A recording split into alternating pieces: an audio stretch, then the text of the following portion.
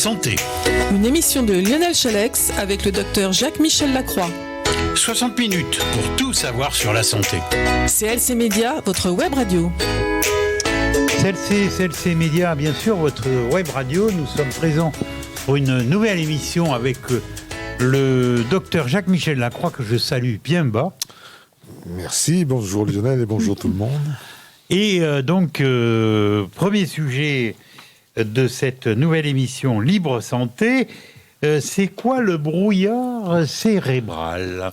Alors, donc. Oui, le brouillard cérébral, c'est une... On va être muni de 2 anti-brouillards chacun. Voilà. C'est un concept nouveau qu'on a défini sous ce terme. C'était un terme autrefois réservé un peu au jargon médical, mais qui maintenant fait davantage partie du vocabulaire quotidien. Et en fait, c'est un phénomène qui est depuis longtemps dans le collimateur des professionnels de santé, mais qui fait de plus en plus de bruit depuis quelque temps. C'est-à-dire que c'est un ressenti subjectif qui provoque parfois une diminution des capacités pour se concentrer ou pour effectuer plusieurs tâches à la fois. Voilà, c'est ça, en fait, le brouillard cérébral, c'est-à-dire que on constate que la machine est moins bien huilée, qu'elle tourne moins bien, quoi. Alors, est-ce que c'est quelque chose où on est moins réactif, ou alors c'est quelque chose où qu'on ne peut plus expliquer, on ne peut plus s'exprimer, ou c'est l'ensemble? Oui, non, c'est plutôt un état de lenteur générale, oui, caractérisé... Oui, mais qui paie dans la parole, alors, aussi. Oui, dans la parole, oui, enfin, puis dans le raisonnement, quoi. Oui. Et dans les gestes. Oui, c'est-à-dire c'est une incapacité de penser clairement, quoi, comme avant. Quand on a... Oui, et on a l'impression que tout est brumeux, qu'on se sent confus. C'est comme si on n'arrivait pas à suivre le monde qui vous entoure. Voilà. Tout va trop vite pour un cerveau qui fonctionne au ralenti. Alors, on se demande pourquoi, bien sûr, parce que tout le monde a eu des épisodes de brouillard mental au cours de sa vie. Oui, pour différentes raisons. Voilà, même sans s'en rendre compte, forcément. Et même en cas de simple rhume ou de grippe, la mémoire peut flancher, on ne trouve plus les mots dans la conversation, mais ça revient après rapidement. Ou comme après une nuit de beuverie, quoi, par exemple. C'est ce que je disais. Voilà. Mais c'est pas une maladie en soi, mais c'est le signe que le corps est en train de ne plus être en phase avec son milieu extérieur. Et alors, quelles sont les raisons de ces perturbations? Voilà. Pourquoi? Alors maintenant, on accuse le Covid long. Bon, c'est à la mode un peu, mais c'est très possible. Et est-ce qu'on peut parler encore de Covid long après, le Covid, c'était en 2021.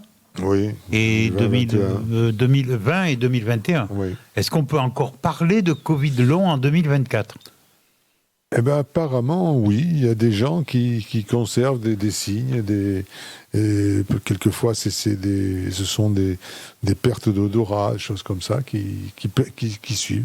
Le Covid, c'est une saloperie, quand même. Oui, mais ça, depuis le début, je pense qu'on le dit. Et alors, il y en a qui ont fait des études là-dessus, dont le docteur Ferrando, qui est président du département de psychiatrie et des sciences comportementales dans un établissement de New York. Et là, il a, avec son équipe, recruté à peu près 60 participants qui étaient déjà programmés et axés sur un Covid long. Alors, ils les ont soumis à des tests d'aptitude, de compréhension, qui comprenaient des tâches de numérisation simples, retenir une liste de mots, Et ils ont constaté que il y avait dans les échantillons de personnes, là, il y avait plus de gens qui présentaient des troubles parmi ceux qui avaient eu un Covid long que parmi les autres. Donc, ils en ont conclu que ça pouvait venir du Covid long, bien évidemment.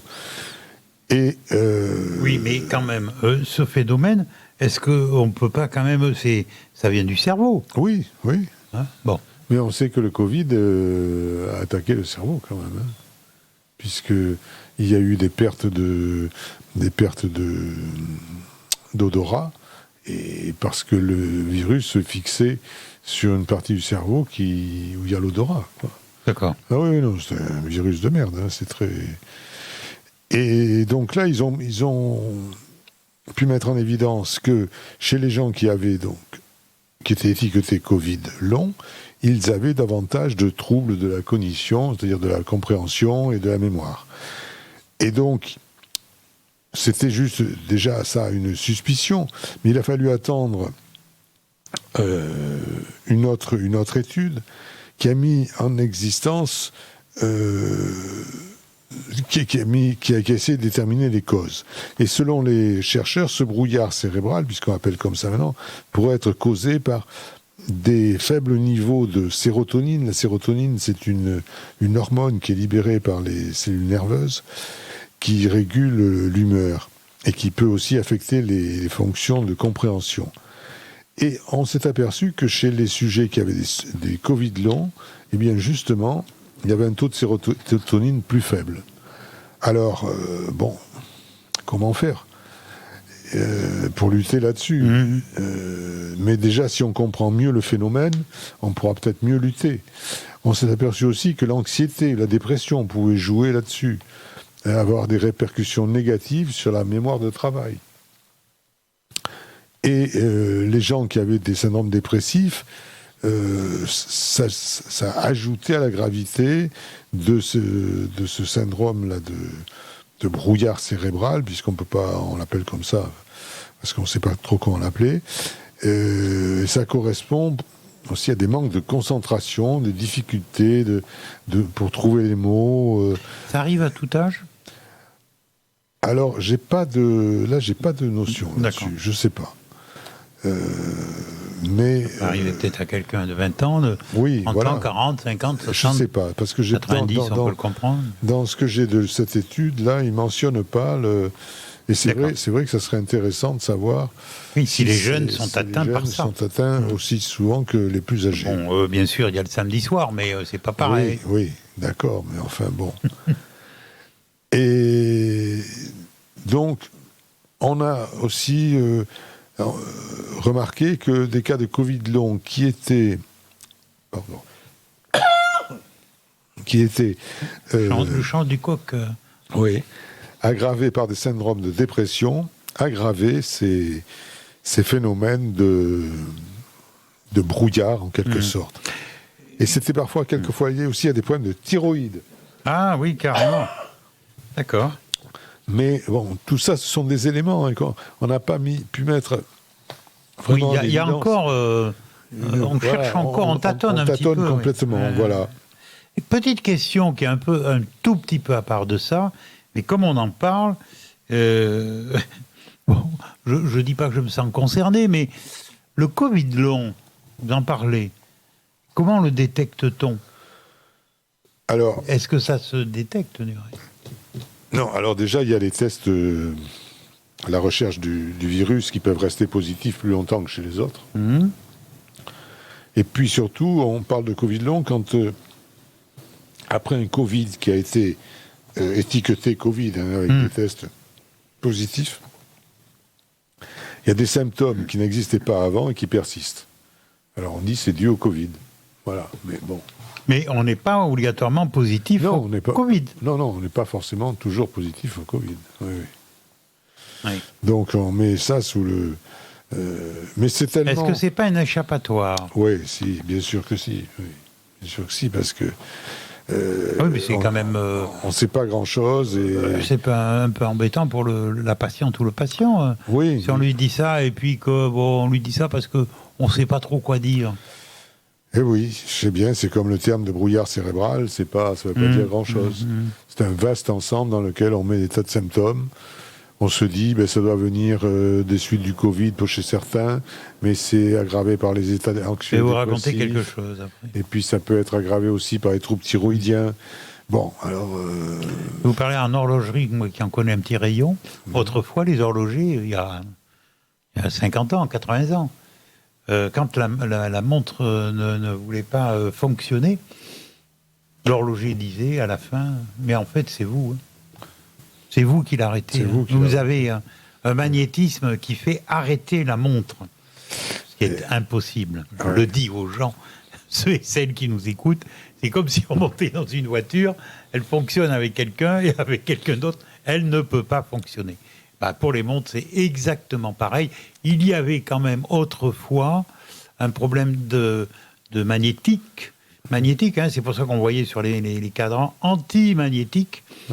Oui, parce que, par exemple, quelqu'un qui travaillait à l'EDF, lui, bien sûr, par les champs magnétiques, il y a une partie au niveau du balancier qui pouvait,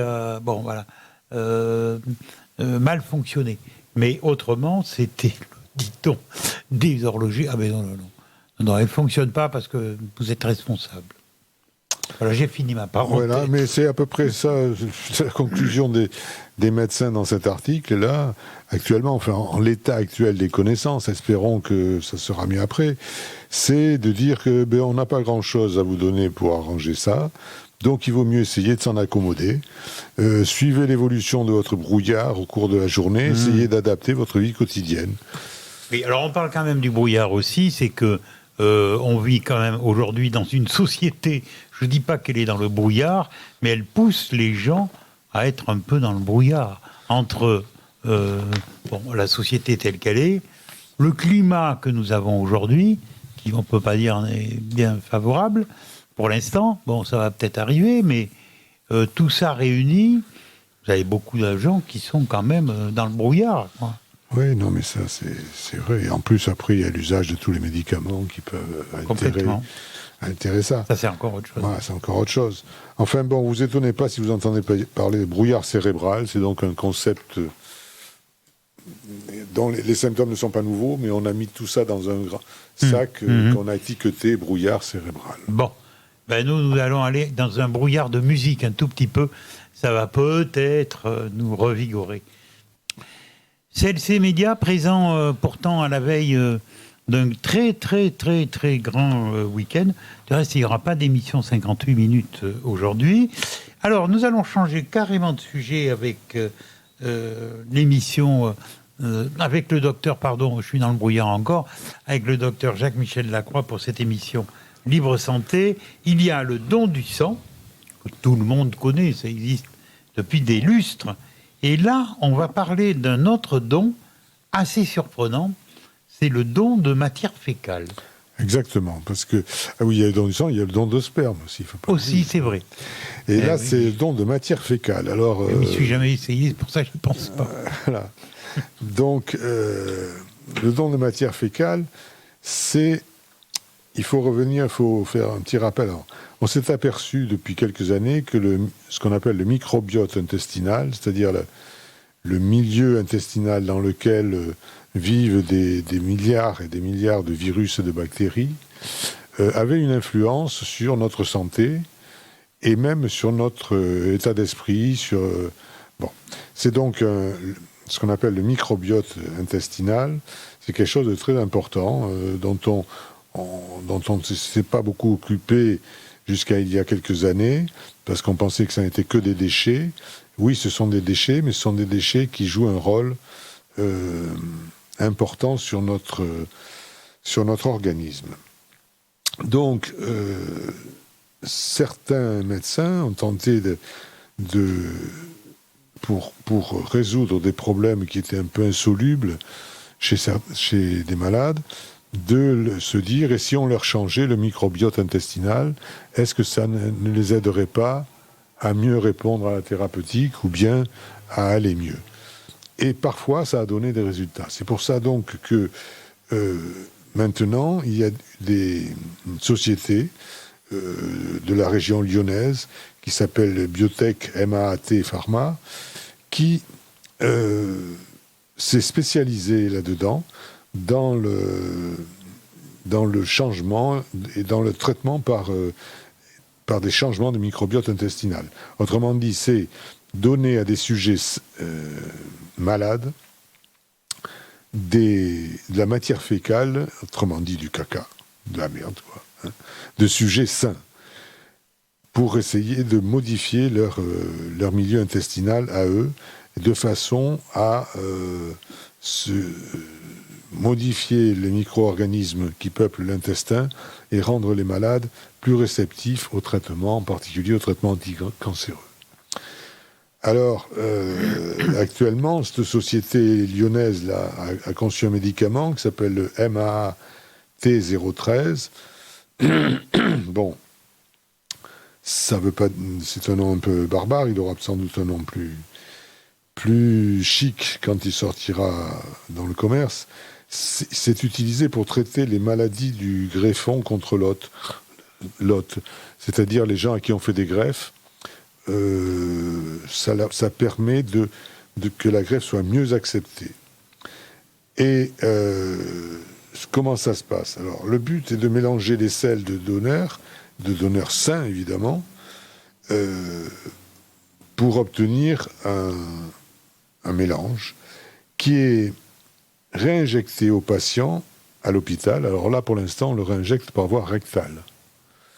C'est-à-dire qu'on leur change un peu leur milieu intestinal.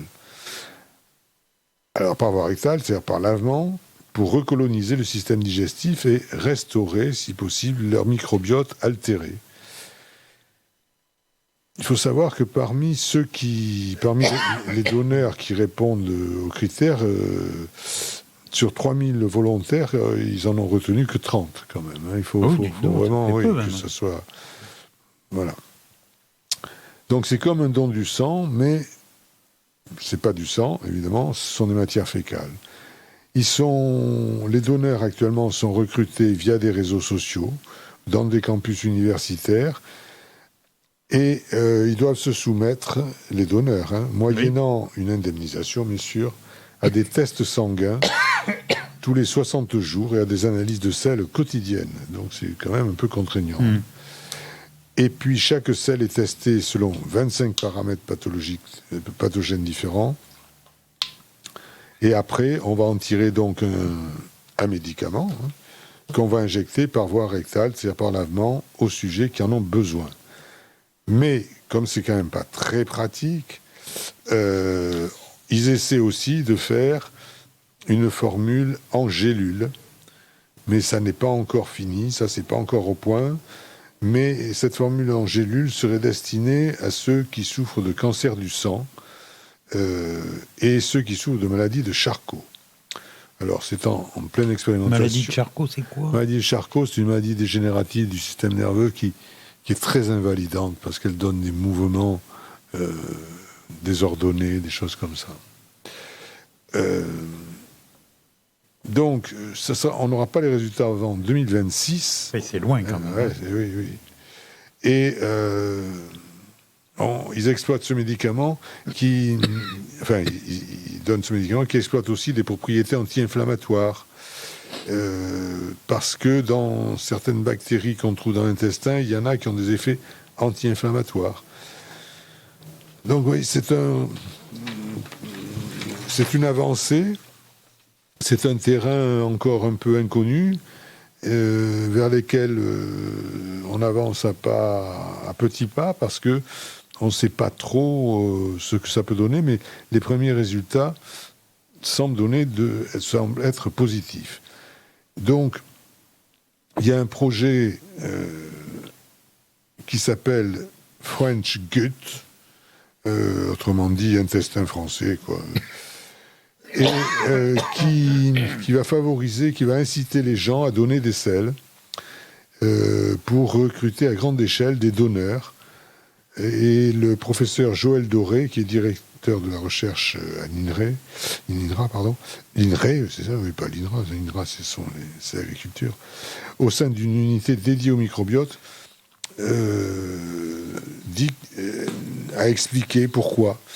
Parce que l'objectif, c'est de collecter 100 000 échantillons à travers plusieurs vagues jusqu'à 2027. Alors, il y a une chose quand même que vous m'avez absolument pas parlé.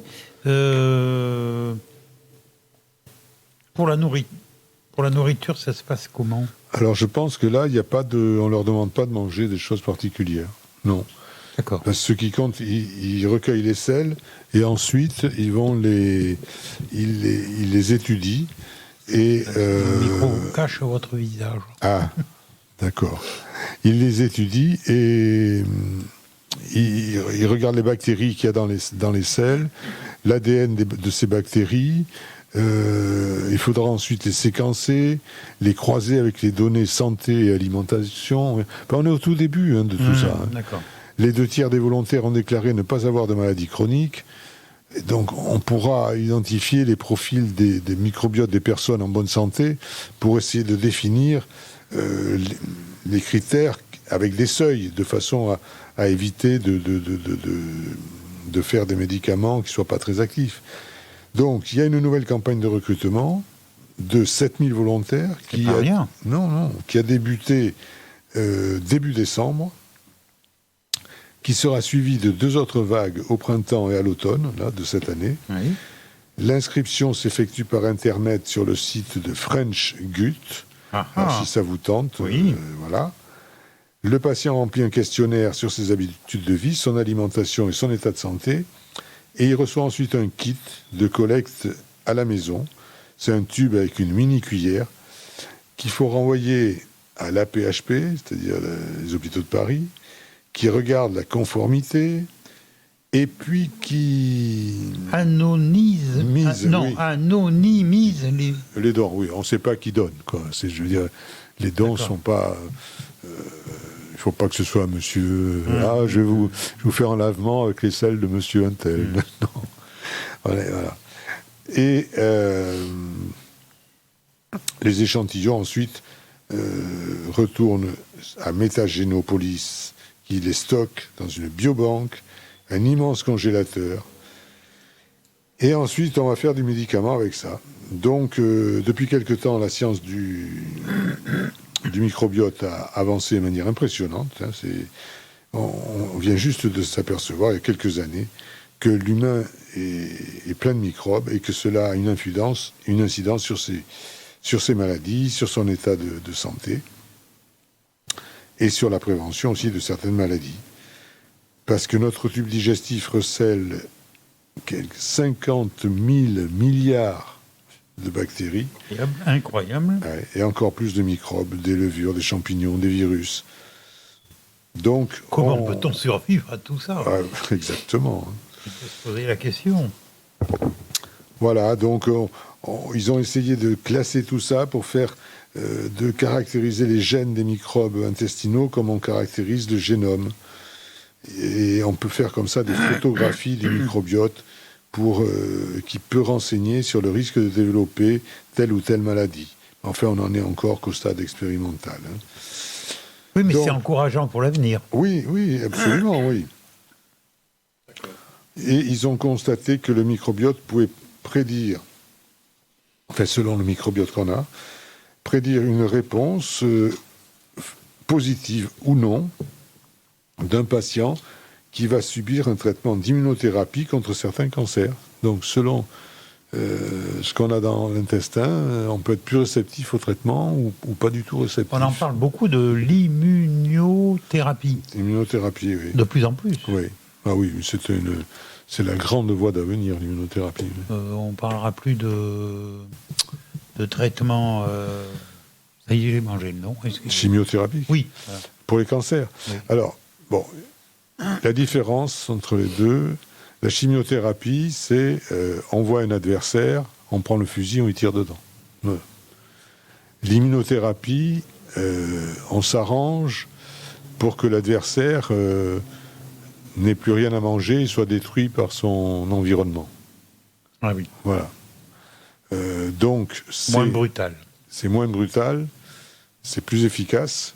En plus. Mais quand ça marche, pour l'instant, on en est Au tout début. Mais enfin, on a quand même des bons résultats. Déjà. Oui, il me semble, moi j'entends. Oui.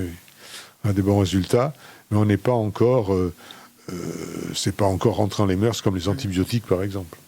Oui, d'accord. Mais enfin, c'est une grande voie de découverte et d'enjeu pour la médecine de demain. Et le microbiote aussi. Je pense que dans peut-être 10 ou 20 ans, on aura une classification de notre propre microbiote comme on peut avoir un groupe sanguin. Ah oui, d'accord. Voilà. Ah oui, intéressant. Donc voilà, c'est une belle affaire à suivre. C'est une belle affaire à suivre. Et pour l'instant, là, les Français sont pas à la traîne. Ils semblent, même au contraire, être bien placés dans ce... Ça, c'est le dernier sujet de ce soir. Bon, je lis à peine... Vous voulez qu'on le traite maintenant ? Oui. Ah, on fait peut une peut-être pause. faire, une pause. Oui, une pause. Une pause, oui, on se retrouve dans... On va parler des acouphènes. Nous continuons notre émission Libre Santé avec le docteur Jacques-Michel Lacroix qui est à mes côtés. Et là, nous allons parler d'un sujet qui concerne beaucoup de gens, ce sont les acouphènes. Et pour certains, ça devient insupportable. Ah oui, c'est vrai. Alors, quand ça reste modéré, ça va, mais quand c'est trop important, ça peut devenir insupportable. Alors, les acouphènes sont les bruits parasites, des sortes de mirages sonores qui peuvent être soit des sifflements, soit du bourdonnement, des souffles, enfin, qui arrivent de manière continue ou intermittente. Et ces bruits peuvent être très, très gênants. Alors, on ne sait pas trop à quoi c'est dû, bien que on ait quand même relevé que certains acouphènes, dans certaines fréquences sonores, pouvaient être dus à des traumatismes sonores. Par exemple, si vous avez été professionnellement, ou pas professionnellement d'ailleurs, soumis à des traumatismes sonores importants. Comme nous dans la radio, ça peut arriver. Oui. Donc ces traumatismes sonores vont détruire une petite partie de l'oreille interne, et ensuite, comme le cerveau ne reçoit plus de son venant de cette partie-là de l'oreille, il émet un son parasite pour compenser. C'est une des explications, parce que... Oui, enfin, moi je sais que personnellement j'en ai, le soir en particulier, on se demande d'où ça peut bien venir, parce qu'il y a parfois des moments où c'est très fort. Ouais. Alors on se dit des fois, est-ce que ça pourrait pas être circulatoire dans la tête ? C'est ce qu'on se dit, mais on est très, très démunis là-dessus. Alors, oui, c'est peut-être des problèmes de microcirculation, c'est possible. C'est possible. Mais on n'a pas pu mettre en évidence une source physique identifiable. Ce qu'on sait, c'est que ça apparaît souvent après 50 ans. Ça s'accompagne généralement d'une perte d'audition de certaines fréquences aussi. Mais ça peut toucher aussi des sujets plus jeunes, surtout s'ils ont été soumis à des traumatismes importants, comme des baladeurs, avec une sono trop forte ou autre. Et à ce moment-là, c'est le cerveau qui génère un bruit parasite pour combler... Qui vont dans les rêves partis, par exemple. Oui, par exemple, oui, mais la plongée sous-marine aussi, ça peut... Oui. La pratique de la chasse. Le meulage ou le disquage de trucs sans protection auditive. Parce qu'il faut savoir que l'oreille se compose schématiquement de 3 parties. L'oreille externe, c'est celle qu'on voit de l'extérieur, c'est-à-dire le lobe de l'oreille avec... Le pavillon. Le pavillon, voilà. Oui, le pavillon, avec un petit tuyau qui va jusqu'au tympan. Ensuite, au bout de ce tuyau, il y a le tympan qui reçoit les vibrations sonores, les vibrations de l'air qui correspondent à des sons. Donc le tympan se met à vibrer. Derrière le tympan, là on est dans l'oreille moyenne à ce moment-là, il y a 3 petits osselets, qu'on appelle, c'est l'étrier, le marteau et l'enclume, parce qu'ils ressemblent vaguement à ces 3 choses-là, qui sont disposés de telle manière que les vibrations du tympan... le tympan agit sur l'étrier, et ensuite, par le biais de ces 3 osselets, en sortie au troisième osselet, la vibration est amplifiée. Et elle est amplifiée et elle va, à ce moment-là, stimuler une autre membrane qu'on ne voit pas, qui est située dans la ovale. Je ne pourrais pas vous aider. Dans l'oreille interne, la fenêtre ovale, voilà. Et derrière cette fenêtre ovale, il y a, là on sort de la partie mécanique, des vibrations, pour rentrer dans la partie biologique, en quelque sorte. Puisque là, ces vibrations vont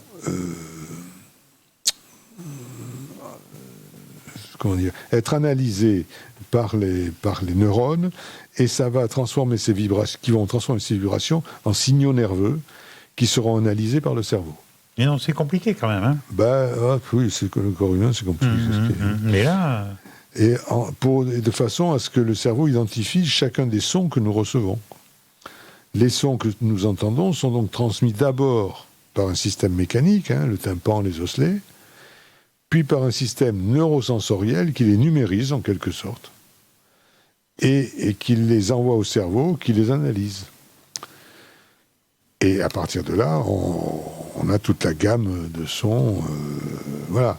Mais il peut y avoir des dysfonctionnements.